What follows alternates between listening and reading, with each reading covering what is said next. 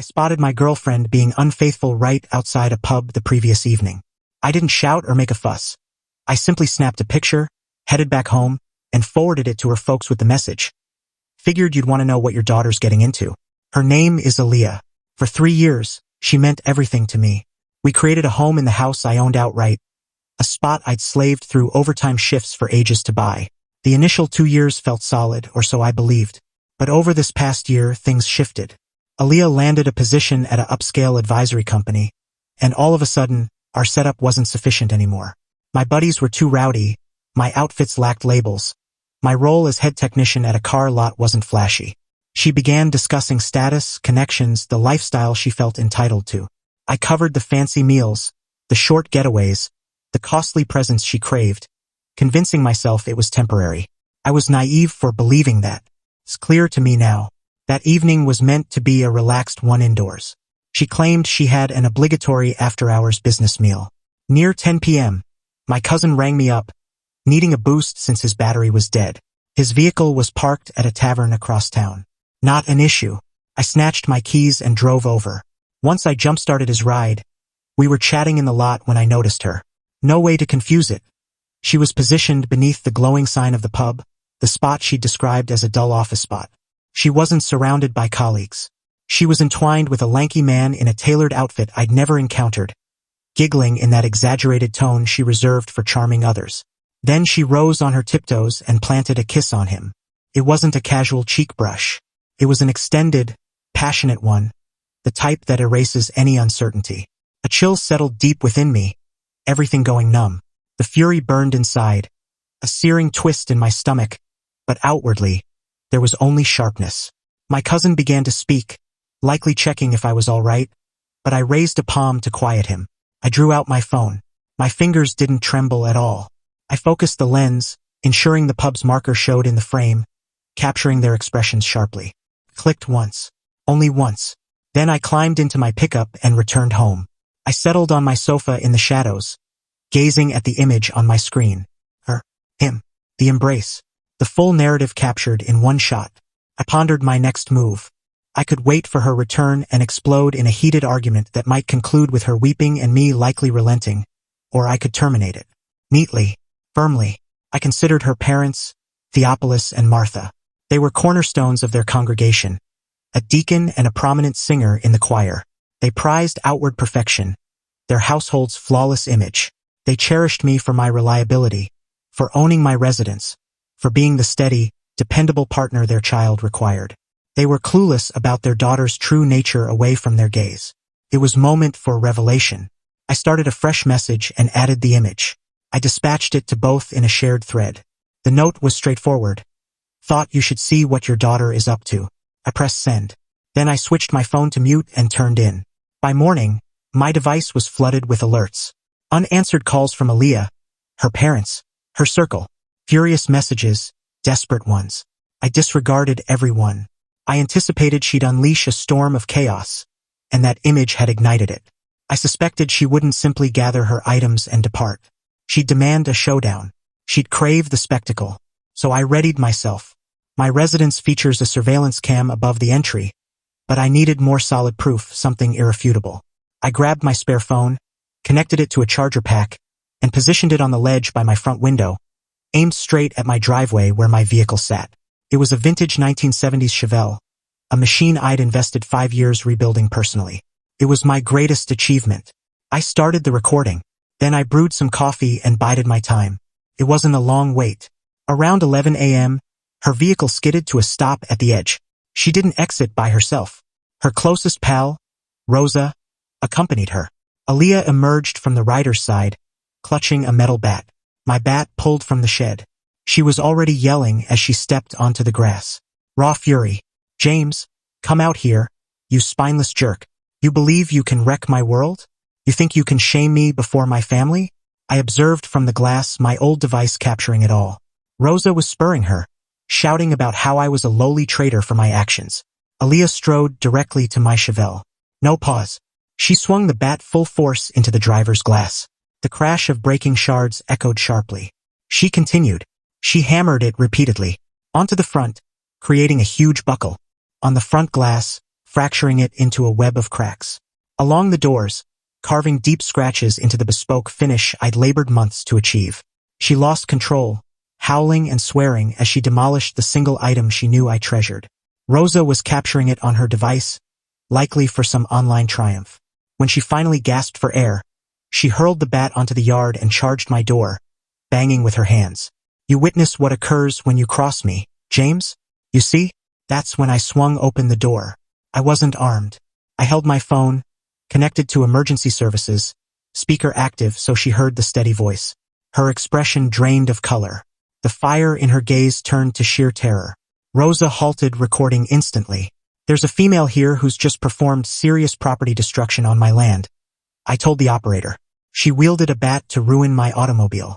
Indeed, it's fully recorded." I spot the patrol vehicle entering my road now. The wail of alerts grew nearer. Aaliyah's frame began to quiver. The bravado evaporated. She appeared as a frightened youth who grasped she'd overstepped. "James, no," she murmured, voice breaking. "Please stop this. It was an error." I was upset. "You weren't upset, Aaliyah," I stated, tone icy and firm. "You felt privileged. You assumed you could betray me, and I'd accept it. You figured you could trash my belongings, and face no repercussions. You erred." The cruiser stopped at the curb. 2 cops stepped out, faces stern as they surveyed the damage. The wrecked auto, the bat on the grass, the pair on my steps. Aaliyah began pleading, genuine, frantic, messy appeals. "Please, love, inform them it was a mix-up. Say we were arguing. I'll cover the repairs, I promise. I'll agree to whatever." Tears streamed now, hand reaching for me. I retreated. The officer, a tall, straightforward lady, eyed me. "Sir, is this the individual who harmed your car?" "Affirmative, officer," I replied, "and the full event is taped from her arrival to discarding the bat." I indicated the device on the sill. That sealed it. Aaliyah's resistance faded entirely. The officer secured her wrists, reciting her rights as she wailed without control. Her pleas as they led her off linger in my mind. She implored them. She implored me. She even implored Rosa, who was swiftly backing away, claiming to the second officer she was uninvolved. As they placed her in the vehicle, she glanced at me once more, face streaked with sorrow. "You caused this?" she formed with her lips through the glass. I merely shook my head. "No, you caused this yourself." Once the cops departed with Aaliyah secured and a report number in my possession, the quiet was profound. I emailed the clip of her outburst to the primary officer immediately. Then I re-entered and at last viewed my phone. It was overwhelmed. Her mom, Martha, had fired off over a dozen notes. Early ones puzzled, then irate, then shocked after evidently talking to Aaliyah. "You had no authority to involve us.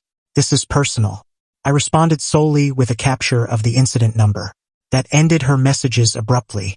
Her dad, Theopolis, left one voice note. It blended fury toward me with profound, tired letdown in his child. He seemed like a guy whose ideal reality had crumbled. He concluded, "You and Aaliyah are finished. And starting now, so are she and I." He'd disowned her. The parental support was shut down. I passed the afternoon handling the aftermath. I contacted my insurer and initiated the claim for my auto. I summoned a lock expert and replaced every key in the house. Then I began boxing her possessions. I utilized her own luxury suitcases, the ones she boasted about. I folded each gown, each pair of heels, each scent vial. The following days blurred with paperwork and personal sorting. Aaliyah was bailed out, covered by a hesitant Rosa. Her immediate action was launching a defamation drive. Abruptly, shared acquaintances received a twisted tale. In her account, I was the tyrannical, domineering beast. The image to her parents was altered digitally. I'd pushed her to a breakdown, and the auto episode was a frantic plea I viciously used. It could have gained traction if I hadn't anticipated. I stayed silent. I avoided debate. I forwarded one concise update to our shared chat. It was the footage, the unambiguous clip of her in frenzy, systematically wrecking my auto as Rosa urged her. I included no explanation. The recording conveyed it. The backlash was swift and severe. Acquaintances who'd messaged worry now offered regrets. Rosa turned into an outcast, the companion who documented harm rather than intervening. The man from the pub had vanished from Aaliyah upon hearing the mess. He avoided her level of instability. 7 days on, an attorney phoned. He spoke for Aaliyah. He stated she'd arrived to collect her items and they'd pursue claims for mental anguish and her share in the residence. I chuckled. Your client isn't listed on the title, loan, or any bills here, I informed him. She holds no share. Regarding anguish, I possess footage of her felony act on my land. My attorney will contact for a counterclaim on repairs, deductible, and lost value of my vintage auto. Anything further? He paused. My client arrives Saturday at noon for her belongings, he said, confidence waning. All right, I agreed. She'll need law enforcement presence. No entry without. That Saturday marked my final sight of her face-to-face. She appeared with 2 officers and her mom. She avoided my eyes. Her mom attempted a lecture, calling me cruel, but an officer kindly silenced her. I'd stacked Aaliyah's bags in the garage. They transferred them to her mom's vehicle in strained, wretched quiet. As they prepared to go, Aaliyah met my gaze at last. No sobs, no wrath, just a vacant stare. The court fight was brief and lopsided. Confronted with the proof, she pleaded guilty to serious vandalism. She received 2 years supervised release, a large penalty, required counseling for temper, and mandated full repayment for auto fixes, totaling over $17,000. Her action against me vanished quickly. Last update, she's residing with her parents again. Her father insists she take a store position to reimburse me fully. She forfeited her elite role, her social circle, her standing, and her independence, all for refusing to let her ideal facade crack.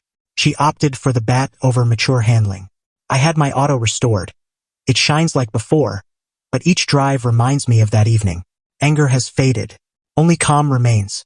I glimpsed her true self, and I responded. I poured a scotch and savored the quiet in my space. It was truly done.